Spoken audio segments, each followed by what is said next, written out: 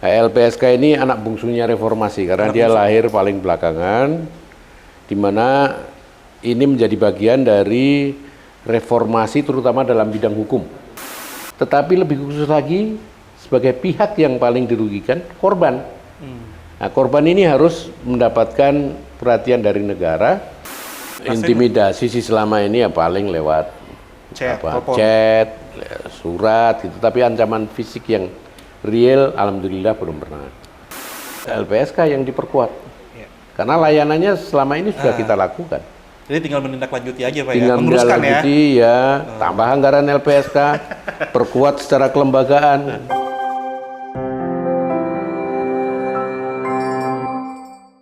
Halo, selamat datang kembali di program Dia Talks. Nah, saat ini kita udah langsung kedatangan tamu, yaitu Pak Hasto, Ketua Lembaga Perlindungan Saksi dan Korban atau LPSK, Pak. Ya. Pak, udah berapa lama Pak di Ketua LPSK? 4 tahun. Oh, 4 tahun? Ya. Sebelumnya wakil? Wakil, sebelumnya 5 tahun. Oh, berarti ini udah mau habis jabatan, Pak? Ya, nanti Januari tahun depan. Oh, Januari udah selesai. Udah selesai. Ya. Oh, berarti total di LPSK 10 tahun? Ya. Oh. Ya, ini masih tahun ke-9 kan. Masuk tahun ke-10. Nah, Pak, kalau misalnya LPSK sendiri, boleh ceritain sedikit nggak, Pak? Sejarah terbentuknya dan sebenarnya fungsinya itu seperti apa sih LPSK itu, Pak? Ya, sebenarnya ini kan dampak reformasi ya. Setelah reformasi itu kan muncul kekuatan masyarakat sipil berhadapan dengan state system. Nah, diantaranya itu melahirkan komisi-komisi maupun lembaga-lembaga non pemerintah, tapi lembaga negara yang isinya diantaranya adalah orang-orang dari masyarakat sipil yang dalam bidang-bidang tertentu lah. Mula-mula yang direformasi oleh lembaga-lembaga ini kan diantaranya dulu ada lembaga pemilihan umum, diubah menjadi komisi pemilihan umum. Betul. Kemudian Komnas HAM itu yang juga lahir setelah reformasi ya. Betul. Kemudian lembaga-lembaga lain, KPK, Ombudsman dan sebagainya yang lahir sebagai bagian dari reformasi. Nah, LPSK ini anak bungsunya reformasi karena dia lahir paling belakangan, di mana ini menjadi bagian dari reformasi terutama dalam bidang hukum. Dan yang lebih spesifik lagi nanti saya akan sampaikan. Nah, LPSK ini lahir didorong oleh masyarakat sipil pada waktu itu yang merisaukan ada 2 tindak pidana besar ya, yang pada waktu itu cukup mengganggu lah di dalam kehidupan masyarakat kita. Yang pertama itu tindak pidana korupsi. Di mana para saksinya tidak berani memberikan kesaksian, dan ada tindak pidana pelanggaran HAM yang berat masa lalu yang sampai pada waktu itu belum tuntas. Itu kalau itu malah bahkan sampai sekarang belum tuntas. Nah, kemudian kelompok masyarakat sipil ini membentuk konsorsium masyarakat sipil untuk pelindungan saksi dan korban. Inilah yang kemudian mendesak DPR dan pemerintah untuk segera melahirkan undang-undang tentang perlindungan saksi dan korban. Nah, koalisi ini berisikan selain teman-teman dari masyarakat sipil, organisasi masyarakat sipil, dari kalangan kampus, juga ada dari partai politik yang duduk di DPR gitu ya. Dan ini yang kemudian melahirkan Undang-Undang Perlindungan Saksi dan Korban pada tahun 2006. Nah, 2 tahun kemudian dibentuklah Lembaga Perlindungan Saksi dan Korban sebagai pelaksana undang-undang ini. Jadi kalau kita hitung sekarang ya udah berarti 14 tahun. 14 tahun. Nah, ya. Dari 14 tahun sendiri, kalau Bapak melihat apa transformasi yang berbeda nih dari lembaga LPSK sendiri dari dia bentuk sampai saat ini? LPSK ini kan lahir dari perubahan paradigma yang sangat signifikan di dalam sistem peradilan pidana kita. Di mana kalau dulu sistem peradilan pidana kita ini hanya lebih terfokus pada pelaku saja. Sementara ada entitas lain di dalam satu perkara-perkara tindak pidana itu yang belum mendapatkan perhatian di dalam sistem peradilan pidana, khususnya oleh negara, yaitu entitas saksi dan terutama entitas korban. Nah, Undang-Undang Perlindungan Saksi dan Korban ini sebenarnya merupakan representasi dari negara dalam rangka memberikan perhatian yang lebih sungguh-sungguh terhadap saksi dan korban, di mana kemudian nantinya diharapkan satu perkara pidana itu bisa terungkap secara baik dan tercapai rasa keadilan bukan hanya bagi masyarakat secara luas, tetapi lebih khusus lagi sebagai pihak yang paling dirugikan, korban. Nah, korban ini harus mendapatkan perhatian dari negara, hak-haknya. Berarti sebelum adanya LPSK, saksi dan korban ini mereka tidak ada, maksudnya tidak ada yang bertanggung jawab? Belum ada? Belum ada. Oh, berarti belum ada perhatian khusus dengan sebelum ada LPSK? Jadi ada memang perlindungan yang dilakukan oleh barangkali aparat penegak hukum ya. Oke. Cuma tapi itu kan itu ya belum optimal dan tidak secara khusus kan menyebutkan itu perlindungan pada saksi dan korban. Nah, kalau misalnya LPSK sendiri itu apa kasus-kasus apa Pak yang memang secara khusus tuh bisa dilindungi oleh LPSK itu? Ya. Apakah ada syarat ataupun? Ya, kalau tadi saya sebutkan sejarahnya dari 2 tindak pidana besar itu ya. Ya, selain korupsi. Kemudian di dalam Undang-Undang Nomor 13 2006 itu kan ada beberapa tindak pidana yang menjadi prioritas LPSK. Dan akhirnya ketika undang-undang ini diubah menjadi Undang-Undang Nomor 31 pada tahun 2014, ini mulai terjadi penguatan lah kepada LPSK ini baik secara kelembagaan maupun mandatnya. Mandat tindak pidana yang menjadi prioritas LPSK bertambah. Sekarang kami menangani 9 tindak pidana prioritas. Yang pertama tadi sudah disebutkan, ada korupsi, pelanggaran HAM yang berat masa lalu, kemudian narkoba, terorisme, tindak pidana pelanggaran HAM yang berat, penyiksaan, penganiayaan berat, TPPU tindak pidana pencucian uang yang biasanya berkorelasi dengan korupsi, dan yang ke-9 ini tindak pidana kekerasan seksual. Oke. Nah, kalau misalnya masyarakat nih ingin mengakses atau meminta perlindungan dari LPSK itu sekarang tuh tahapannya gimana, Pak? Ya, apakah itu harus dapat rekomendasi dari lembaga lain atau itu bisa saksi atau korban sendiri mengajukan kepada LPSK. Atau keluarganya bisa mewakili saksi atau korban itu mengajukan ke LPSK. Atau kalau ada pendamping atau penasihat hukum itu bisa juga mengajukan. Dan yang terakhir juga dari aparat penegak hukum atau dari instansi yang kurang lebih menangani persoalan-persoalan itu. Misalnya untuk kasus-kasus kekerasan seksual misalnya, itu bisa juga dari P2TP2A yang merekomendasikan agar ada perlindungan pada seorang saksi atau korban. Itu bisa dilakukan. Nah, apakah ini layanan LPSK ini apakah cuma di kota-kota besar atau seluruh Indonesia, Pak? Maksudnya bagaimana mengakses, apakah atau ada kantor-kantor LPSK di setiap kota atau seperti apa, Pak? Ya, kalau sampai sekarang sebagian besar penanganannya masih dilakukan dari Jakarta. Kita memang sudah punya 2 kantor perwakilan, itu di Jogja dan di Medan. Tetapi juga belum bisa efektif gitu ya. Kita memang sudah mengusulkan, kayaknya ada kurang lebih 11 atau 13 kantor perwakilan baru untuk dibuka, tetapi oleh Kementerian Pan-RB itu belum mendapatkan persetujuan. Jadi kita masih menunggu itu.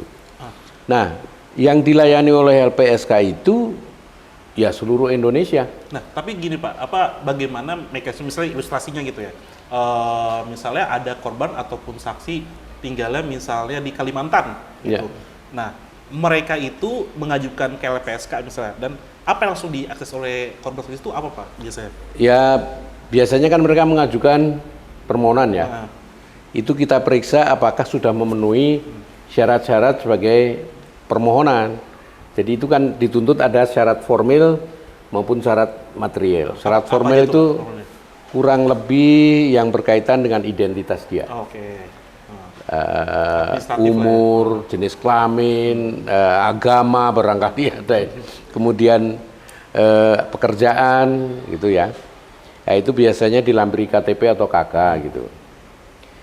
Kemudian syarat material ini ya substansi dari perkara yang dihadapi.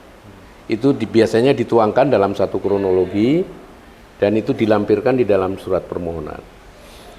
Nah, kalau syarat formil dan material ini sudah lengkap, LPSK akan melakukan investigasi atau assessment untuk menelaah tentang permohonan ini.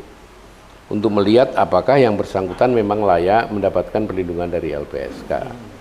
Nah, dalam rangka melakukan investigasi dan assessment, LPSK ini tidak hanya berkomunikasi dengan pemohon saja, Nah. bisa juga berkomunikasi dengan aparat penegak hukum. Oh, di daerah yang Di daerah gitu itu, ya. ya. Oh, oke. Atau kita berkomunikasi dengan keluarga yang lain atau temannya yang lain ya. untuk mengkonfirmasi semua informasi yang disampaikan oleh para pemohon ini. Nah, setelah itu siap semua, disusun dalam satu risalah, diajukan ke dalam rapat paripurna untuk diputuskan oleh 7 orang pimpinan LPSK. Oh. Jadi penentuannya di 7 pimpinan itu, Pak? Iya. Nah, Iya. biasanya Pak, biasanya ini kalau pengalaman Bapak nih 9 tahun di LPSK nih, masyarakat itu yang dibutuhkan, yang urgent dibutuhkan masyarakat itu atas layanan LPSK itu apa sih Pak sebenarnya yang lebih urgent gitu Pak? Ya, Atau ya, yang urgent banyak, tapi macam-macam. sekarang yang mayoritas gitu Pak, presentasinya lebih banyak Ya, perlindungan dalam bentuk perlindungan PHP. hak prosedural. Oh, oke. Hak prosedural. Hak prosedural ini diantaranya adalah pendampingan di setiap saat dia akan dimintai kesaksian atau keterangan oleh aparat penegak hukum atau oleh siapa saja. Dia didampingi oleh LPSK. Kalau memerlukan penerjemah, disediakan penerjemah. Kalau dia menjadi saksi dan korban itu kehilangan mata pencaharian, LPSK wajib memberikan biaya hidup sementara dan hak-hak lain lah yang melekat dia sebagai saksi. Di samping itu juga perlindungan saksi yang sifatnya fisik. Penjagaan. Penjagaan. Nah, ini ada bertingkat juga. Ah. Yang paling tinggi itu ditempatkan di rumah aman. Ini Oh, kalau rumah aman. memang saksi atau korban itu mengalami ancaman yang serius lah. Rumah aman atau Biasanya kalau di sewa. rumah aman itu ininya apa Pak? Ya di rumah aman dia Kasusnya ditempatkan apa di suatu macam-macam. Macam-macam juga. Macam-macam juga. Tapi untuk kasus korupsi, bahkan untuk kasus-kasus kekerasan seksual seringkali orang juga harus ditempatkan di rumah aman karena ada ancaman yang serius. Oh, oke.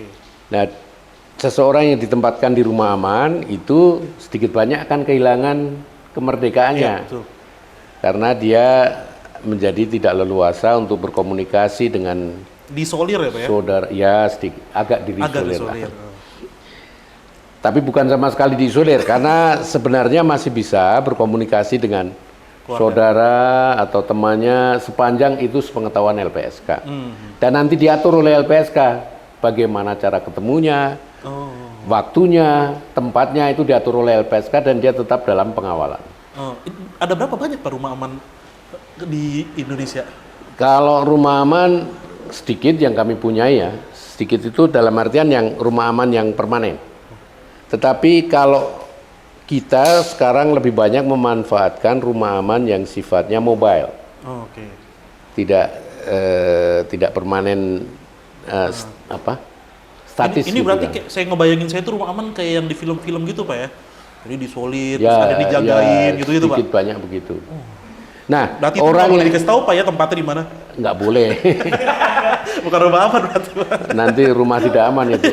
Seseorang yang ditempatkan di rumah aman itu kan bukan tahanan. Ah.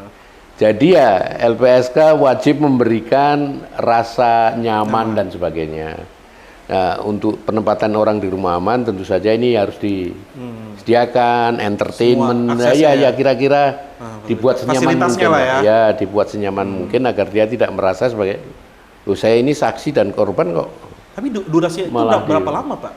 Tergantung keperluan. Oh, tergantung keperluan. Ya. Yang paling lama nih, Pak, yang pernah Bapak tahu? Perlindungan yang diberikan oleh LPSK itu pernah terjadi hampir 10 tahun untuk satu 10 orang. tahun? Ya. Kasus apa tuh, Pak? Kasus korupsi kebetulan. Kasus korupsi. Mega korupsi beberapa tahun yang lalu itu, karena korupsinya banyak di mana-mana dalam banyak kasus, Oke. dia kebetulan menjadi saksi terus di kasus benar. itu. Jadi 10 tahun kok. Dia koruptor, Pak? Ya dia sebenarnya kalau dulu belum sedefinitif sekarang ya. Sebenarnya fungsinya justice collaborator. Oh, justice collaborator. Jadi dia pelaku tetapi juga memberikan Berarti selama 10 tahun itu dibiayain sama negara fasilitasnya, Pak? Iya. Udah korupsi terus dibiayain sama negara 10 tahun, Pak? Ya, tetapi dia sendiri kan orang yang mampu sebenarnya.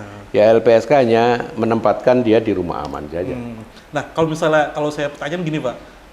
Selama Bapak menjabat, apa sih, Pak, kira-kira peristiwa atau saksi atau korban yang menurut Bapak ini langka deh, atau maksudnya jarang nih ditemuin yang seperti ini gitu, Pak? Kasus apa gitu, Pak, yang benar-benar mengkhawatirkan atau apa gitu, Pak? Ya, hampir semuanya Semua. langka.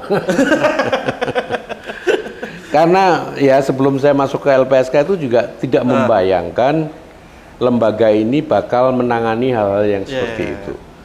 Hampir tiap minggu kan kita menyelenggarakan rapat pleno, rapat paripurna untuk memutuskan perlindungan. Dan tiap minggu pula kita mendengar perkara-perkara yang unik-unik. Dan itu seringkali saya juga khawatir jangan-jangan saya terpapar ini. Terpapar itu dalam artian mungkin saya menjadi hilang sensitivitas terhadap keseriusan kasus, kan gitu bisa juga. Ya. Atau saya terbawa emosi dan sebagainya. Nah, apalagi nih, Pak, maksudnya kalau tadi dibilang langka dan banyak kasus-kasus besar ya yang dilayani oleh LPSK, nanti kan otomatis banyak banget nih ancaman juga yang dialamatkan pada LPSK-nya sendiri nih, entah intimidasi atau apa itu. Intimidasi sih selama ini ya paling lewat chat, surat gitu, tapi ancaman fisik yang real alhamdulillah belum pernah. Untuk pegawai-pegawai LPSK sendiri juga belum sampai ke sana gitu, Pak. Belum. Nah, kalau misalnya tadi akses rumah aman itu sendiri, Pak. Nah, itu berarti yang menyetujui orang, saya pengen nilai lagi, Pak. Orang yang bisa menyetujui kalau ini adalah saksi korban, ini harus di rumah aman ini adalah pimpinan LPSK berarti. Iya. Dan juga yang bersangkutan. Karena perlindungan mau atau tidak gitu. Ya, perlindungan LPSK itu kan sifatnya voluntary. Sukarela. Orang harus sukarela menjadi terlindung LPSK. Kita tidak bisa memaksa. Nah, untuk ditempatkan di rumah aman juga tentu saja tergantung dari yang bersangkutan. Apakah bersedia? Kemudian kalau dia yang minta, kita juga bisa berargumen, oh enggak kok, kamu ternyata enggak terlalu terancam. Bisa saja begitu. Ya, nanti itu dituangkan dalam perjanjian perlindungan, dan kalau nanti terlindung ini tidak memenuhi yang ada di dalam perjanjian itu, kita bisa putuskan perlindungan secara sepihak. Nah, Pak, kalau saya melihat dari websitenya LPSK itu, Pak, ada statistik tuh di homepage-nya itu memperlihatkan bahwasannya data pelindungan saksi dan korban di LPSK itu kebanyakan adalah soal pencucian uang, Pak. Hampir berapa persen gitu ya, lebih banyak. Itu baru tahun lalu. Tahun lalu ya? Baru tahun lalu. Oh, berarti di tahun lalu. Tahun lalu itu ya? Nah, itu kenapa kok bisa naik signifikan gitu data itu, Pak? Apa karena kemarin karena binomo-binomo itu? Ya, itu. Oh, oke. Robot trading dan sebagainya itu. Dan tidak semuanya kan mendapatkan layanan dalam bentuk pengamanan atau pengawalan, perlindungan. Jadi kebanyakan mereka hanya meminta LPSK ini melakukan penilaian tentang kerugian yang mereka alami dari tindak pidana itu. Memang LPSK selain memberikan pelayanan perlindungan. Tadi ada perlindungan fisik, ada perlindungan prosedural.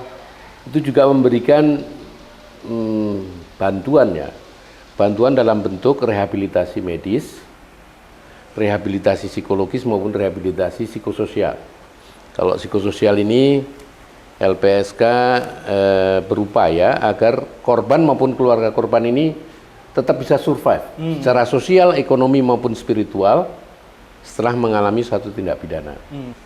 Di dalam upaya rehabilitasi psikososial, LPSK memang harus bekerja sama dengan institusi lain atau lembaga lain.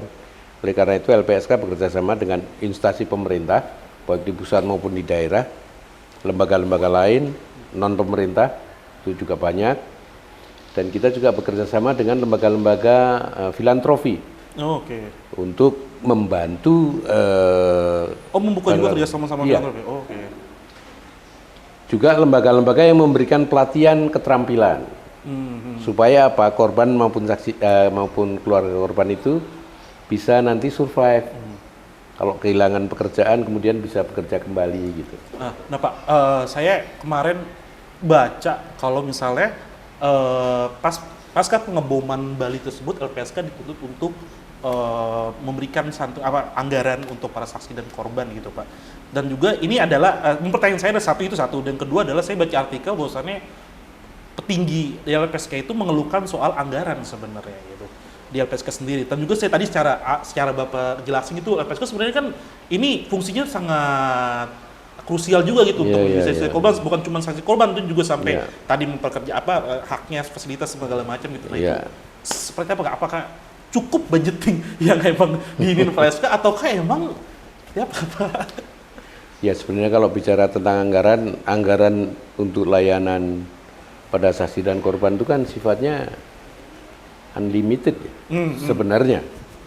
Tapi ya kita upayakan seefisien mungkin kita pergunakan anggaran yang ada. Tapi saya kembali ke layanan LPSK tadi, kecuali 5 hal perlindungan, 2 perlindungan, 3 dalam bentuk bantuan, ada 2 lagi kewenangan LPSK itu untuk memberikan layanan menilai kerugian korban.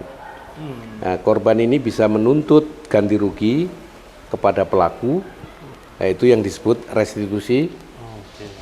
Nanti ini yang dilakukan oleh para korban-korban tadi trading itu Pak ya? Ya. Nah penilaian itu dimasukkan ke jaksa supaya jaksa penuntut umum memasukkan ke dalam tuntutan. Kemudian diputuskan oleh hakim. Yang kedua itu ganti rugi dalam bentuk kompensasi. Kompensasi ini adalah dibayarkan oleh negara untuk korban. Nah, ini yang secara eksplisit undang-undang yang menyebutkan korbannya itu mendapatkan kompensasi itu hanya 2, tindak pidana pelanggaran HAM yang berat masa lalu dan juga tindak pidana terorisme. Nah, untuk tindak pidana pelanggaran HAM yang berat sampai sekarang belum bisa dilakukan pembayaran kompensasi oleh negara karena undang-undangnya mensyaratkan harus diputuskan oleh pengadilan. Meskipun Pak Jokowi kemarin sudah menyatakan ada pelanggaran HAM itu, ada 12 pelanggaran HAM. Ya, karena kan syaratnya harus ada pengadilan. Mereka berhak atas kompensasi tapi harus diputuskan pengadilan. Sementara pengadilannya ada 4 kan pengadilan yang sudah berjalan pelanggaran HAM yang berat itu, dan keempat-empatnya tidak memenuhi keadilan lah bagi korban dan membebaskan pelaku, jadi tidak bisa diberikan kompensasi karena putusannya tidak berbunyi begitu.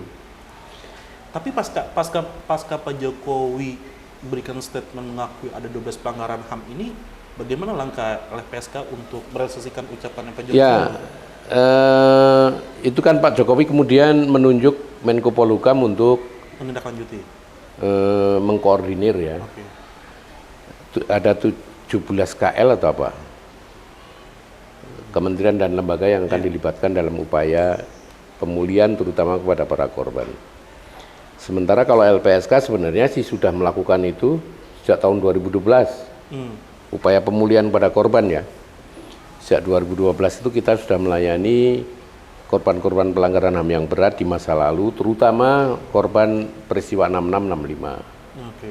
Tanjung Priok, Ah, Talang Sari, Sari. itu kasus-kasus di Aceh dan sebagainya. Itu kita sudah lakukan sejak tahun 2012. ah. Jadi kalaupun nanti upaya pemulihan ini akan dilanjutkan, ya kita harap sebenarnya lebih simpel kalau negara itu memperkuat saja peranan LPSK. Biar Secara kelembagaan. LPSK jadi Iya. institusi langsung Pak. Ya. Tapi secara hierarki itu berarti LPSK ini langsung di atasnya langsung ke ini ya Pak Presiden nggak Pak ya? Ya, kita ini kan lembaga independen, Iya, tidak independen, di betul. bawah. Kementerian-kementerian terkait. Nah, iya, jadi tanggung jawab kita terutama kepada Presiden maupun DPR, selain kepada publik ya. Hmm. Gitu. Berarti soal pelanggaran HAM ini belum ada tindak lanjut dari LPSK-nya Pak. Belum ada hal yang emang buah nih kan baru diucapin statement nih dari Pak Jokowi nih. Jadi sampai Ya, saat iya, ini- tapi tanpa ada statement itu LPSK sudah melakukan Sudah dari melakukan. tahun 2012. Kita tinggal melanjutkan saja. Bedanya barangkali kemudian LPSK mendapatkan legitimasi yang lebih kuat Oke. Karena ada itu. untuk melakukan itu. Karena dalam melayani korban pelanggaran HAM yang berat tuh ya, terutama korban masa lalu tahun 6566 itu seringkali kita mendapatkan hambatan di daerah-daerah. Baik itu dari aparat, dari ormas-ormas dan sebagainya, itu sering kami alami. Dengan ada pengakuan dari Presiden ini, barangkali ini menjadi penguat saja buat LPSK. Tapi maksud saya, kalau pemulihan itu yang menjadi titik berat dari rekomendasi Presiden itu, kan akan jauh lebih sederhana, lebih murah kalau LPSK yang diperkuat. Iya. Karena layanannya selama ini sudah kita lakukan. Jadi tinggal menindaklanjuti aja Pak Tinggal ya. Meneruskan ya. menindaklanjuti ya, tambah anggaran LPSK, perkuat secara kelembagaan. Ini DPR pasti harus nonton nih Pak. Tepat ke layar deh Pak. Ini soal ngomongin soal